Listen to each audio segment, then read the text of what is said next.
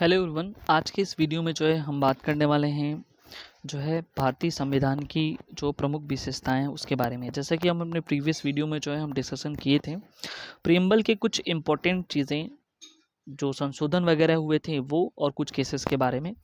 यदि वो वीडियोस नहीं देखें तो आप हमारे प्लेलिस्ट में जाकर के जो है वहाँ से आप देख सकते हैं। तो चलिए स्टार्ट करते हैं। सबसे पहले जो है क्या क्या विशेषताएँ हैं एक एक करके हम देखते हैं। तो चूँकि विशेषताएँ जो है क्या होती हैं, किसी चीज़ की पहचान बताती हैं, ठीक है? और वो एक अलग जो है उसका जो है ये बताती है कि उसका एक क्या योगदान है और किस तरह से जो है वो अन्य से डिफरेंट है, किसी भी चीज़ की विशेषताएँ। तो वैसे ही हमारी जो संविधान की विशेषताएँ हैं, किस तरह से अन्य देशों की संविधान की विशेषताओं से अलग हैं या उनसे अलग हैं, क्या अच्छाइयाँ हैं, उन सारी चीज़ों को हम देखेंगे। तो सबसे पहले यहाँ पे देखते हैं, जो पहला हमारे पास है वो है हमारा जो भारत का संविधान है वो लिखित और विस्तृत संविधान है, ठीक है। तो ये पहला पॉइंट आपको ध्यान रखना है कि किस तरह से संविधान है, रिटन फॉर्म ऑफ कॉन्स्टिट्यूशन है, ठीक है। तो याद रखना। और दूसरी बात ये है कि देखो, जो ये लिखित संविधान है ये कहाँ से लिया गया था। तो लिखित संविधान का कॉन्सेप्ट जो है अमेरिकी संविधान से लिया गया था, ये भी याद रखना। और अमेरिका की संविधान सबसे पुरानी संविधान मानी जाती है और वो काफ़ी सबसे छोटी अगर संविधान की बात करें कॉन्साइज फॉर्म में तो अमेरिकी संविधान है। और पूरे विश्व में सबसे बड़ी संविधान की बात करें तो वो भारत का संविधान है। अगर हम बात करें भारतीय संविधान की, जो मूलभूत संविधान था उसमें कितने प्रस्तावना में कितने अनुच्छेद थे, तो 395 अनुच्छेद थे, 22 भाग थे और 8 अनुसूचियाँ थीं। लेकिन आगे इस समय वर्तमान में अगर देखिए तो वो जो प्रस्तावना है, मतलब उसके हिसाब से प्रस्तावना के साथ साथ जो है अनुच्छेदों की संख्या बढ़ के 465 हो गई हैं और भाग जो है 25 हैं और जो है अगर अनुसूचियों की बात करें तो वो 12 अनुसूचियाँ हैं, ठीक है। यानी कि पूरे देश में सबसे विस्तृत अगर संविधान की बात करें तो अपना संविधान भारत का संविधान है, ठीक है। उसके बाद जो है यहाँ पे देखो एक कोटेशन यहाँ पे मेंशन किया गया है, भारतीय संविधान की जटिलता के कारण कुछ लोगों ने इसे वकीलों का स्वर्ग कहा गया है। तो याद रखना, सर आइवर जेनिंग्स ने जो है इसे लायर्स पैराडाइज के कहा था, ठीक है। संविधान की प्रस्तावना, ठीक है। संविधान की प्रस्तावना हमने बता दिया कि प्रस्तावना क्या होता है, किसी भी चीज़ की जो है मूलभूत बातों को जो है प्रस्तावना बताती है, प्रेम्बल जो है। और इसे ही उद्देश्य क्या बताते हैं, यानी कि हर लॉ बनने से पहले उसकी उद्देश्य क्या होती है कि किस उद्देश्य से हम उस चीज़ को बना रहे हैं। तो ये कह लो कि किसी भी लॉ का जो है आईना होता है, यानी कि पूरे संविधान का अगर आईने की बात करें तो वो प्रस्तावना है। प्रस्तावना ही सब कुछ बता देता है, यानी ये कह लो कि जिसमें भावनाएं, आकांक्षाएं भी मुख्य रूप से समाविष्ट हैं, किसकी, जनता की, ठीक है। तो अगर हमको देखिए, अगर हमको समझना है कि जो है जो संविधान निर्माता थे उनके विचार को जानना है तो प्रस्तावना को हम देखेंगे। इसलिए जो है प्रस्तावना को जो है संविधान निर्माताओं के विचारों की कुंजी कहा जाता है, ठीक है, ये याद रखना। दूसरा जो सबसे बड़ा हमारा इम्पोर्टेंट है, यानी कि पहला हमने देखा विशेषता की विस्तृत संविधान है, दूसरा संविधान में प्रस्तावना की व्यवस्था की गई है। तीसरा जो है संप्रभु संपन्न राज्य या संप्रभुता संपन्न राज्य भी इसे कहते हैं। तो संप्रभु राज्य उसे कहते हैं जो अपने आप स्वतंत्र है, चाहे आंतरिक मामला हो चाहे विदेशी कोई मामला हो या नीति हो, वो किसी के दबाव में वर्क न करता हो, ये पूरी तरह से स्वतंत्र है, ठीक है। तो हमारा जो भारत है या भारत का संविधान है वो सर्वथा मुक्त है, किसी भी आंतरिक और बाह्य नियंत्रण से काम नहीं करता है। तो ये कह लेते हैं कि ये संप्रभु राष्ट्र है, ठीक है। यानी कि किसी भी सत्ता के अधीन नहीं है जो उस पर अभिवाही हो। सबसे बड़ा संविधान ही सबसे बड़ा सत्ता है, सब कुछ है, इसलिए जो है इसे जो है हम कहेंगे संप्रभु राज्य, ठीक है। तो याद रखना कि यहाँ पे जो है भले ही हमारा जो भारत राज्य है, याद रखना अगर भारत की संप्रभुता की बात करें तो वो यहाँ के जनता में नहीं थे।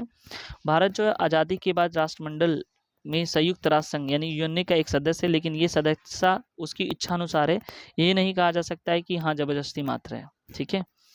लोकतंत्रात्मक गणराज्य है, यानी कि डेमोक्रेटिक कंट्री है।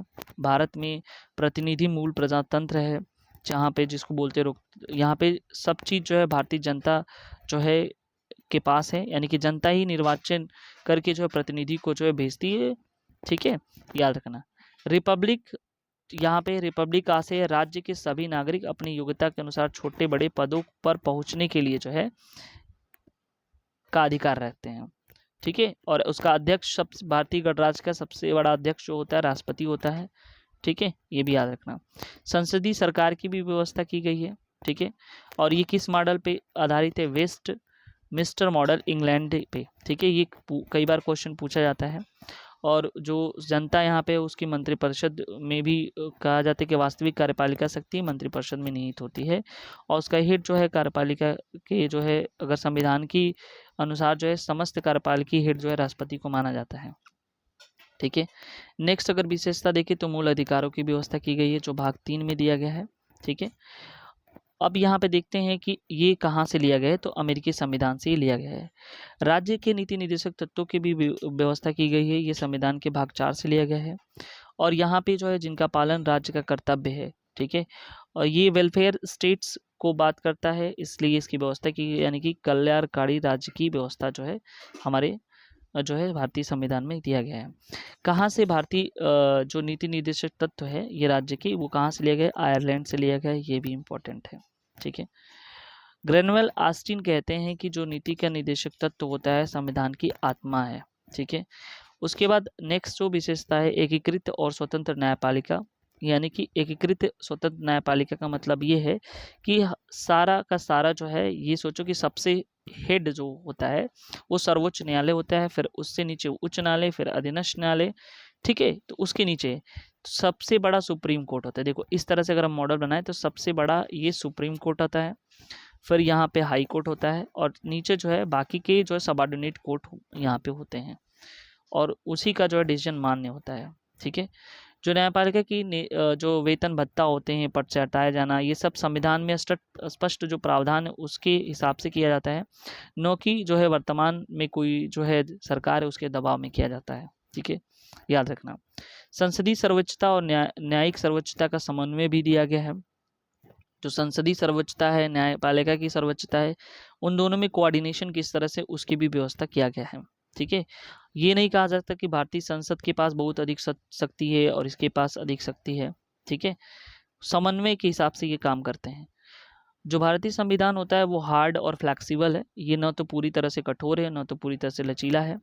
कुछ बिंदुओं पे कठोर है तो कुछ बिंदुओं पे लचीला है। जैसे अगर भारतीय संविधान में कुछ प्रावधानों को संशोधन करना है तो अत्यंत ही कठिन माना जाता है, और खास करके मूल अधिकारों के प्रावधानों में अगर संशोधन करना है तो। ठीक है, तो ऐसे संशोधन की प्रक्रिया काफ़ी लंबी है, संसद के द्वारा जो है साधारण बहुमत से संशोधित किया जा सकता है।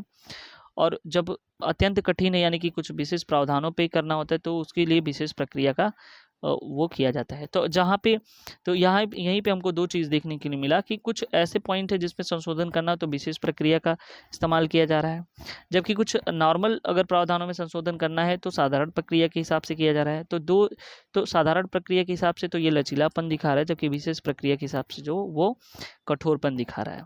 ठीक है, एग्जाम्पल हम देख लेते हैं। जैसे हमारे संविधान में कुछ संशोधन हुए हैं, नीचे दिए गए हैं, जिनमें से विशेष संविधान संशोधन है 7वां, 42वां, 73वां, 74वां, ये सब संशोधन जो है काफ़ी हैं।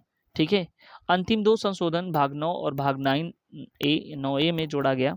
ठीक है, पंचायत और नगरपालिका से संबंधित है। ठीक है, जो कि ये अन्य किसी देश में प्रावधान नहीं मिलता है जिस हिसाब से यहाँ पे दिया गया है।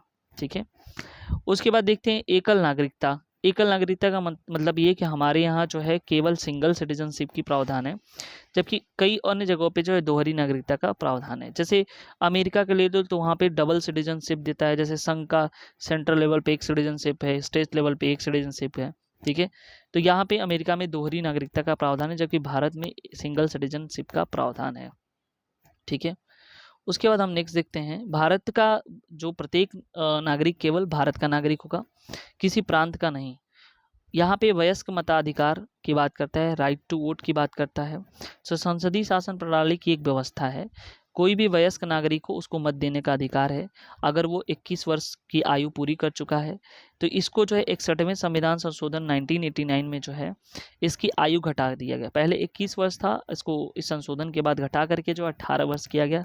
अगर कोई वयस्क हो गया है पुरुष, यानी कि 18 वर्ष प्राप्त कर चुका है, तो वो जो है मत दे सकता है, उसका ये अधिकार है।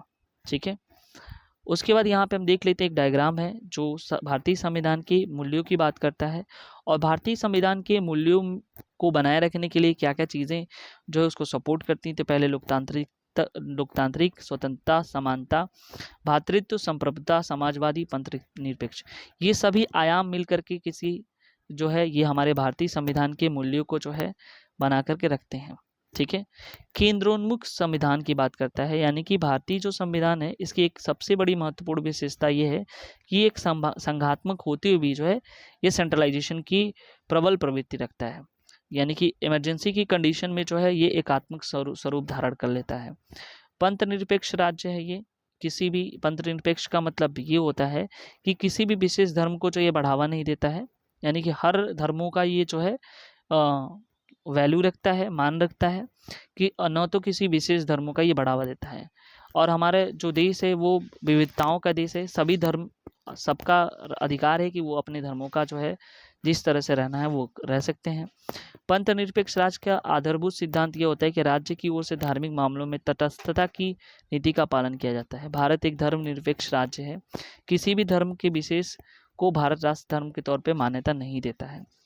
और उसके बाद धर्मनिरपेक्ष की पश्चिमी अवधारणा जो धर्म और राजनीति के संघर्ष में उपजी हुई है, बौद्ध धर्मवादी देश लागू नहीं होता है। भारत में सभी धर्मों के आदर किया जाता है, धर्मनिरपेक्षता के सकारात्मक पहलू को शामिल किया गया है। भारतीय संविधान के सभी नागरिकों को धर्म, विश्वास, उपासना की स्वतंत्रता दी गई है। वो जिस तरह से चाहें, चाहे वो हिंदू हैं तो अपने हिंदू विधि के हिसाब से पूजा पाठ कर सकते हैं, मुस्लिम है तो अपने मुस्लिम के हिसाब से पूजा पाठ कर सकते हैं। किसी विशेष धर्म का बढ़ावा जोर नहीं दिया गया है। ठीक है, उसके बाद जो है यहाँ पे अगर देखें तो भारतीय संविधान में सभी नागरिकों को धर्म, विश्वास, उपासना की स्वतंत्रता दी गई। सार्वजनिक व्यवस्था, सदाचार, स्वास्थ्य बनाए रखने रीजनेबल रोक लगाई गई है। ठीक है, समाजवादी राज्य की बात करते हैं तो ये संविधान का बहुत ही महत्वपूर्ण उद्देश्य है। सभी नागरिकों को आर्थिक न्याय, प्रतिष्ठा, अवसर की समानता दिलाने के संकल्प दिया जाता है। समाजवादी जो शब्द है 42वें संविधान संशोधन 1976 में जोड़ा गया और इतनी बड़ी संशोधन 42वां संविधान संशोधन हुआ, इसे ही मिनी कॉन्स्टिट्यूशन के नाम से भी जानते हैं। ठीक है, 42वें संविधान संशोधन में भाग 4A जोड़ा गया, 51A जोड़ करके नागरिकों के मूल कर्तव्यों को बताया गया।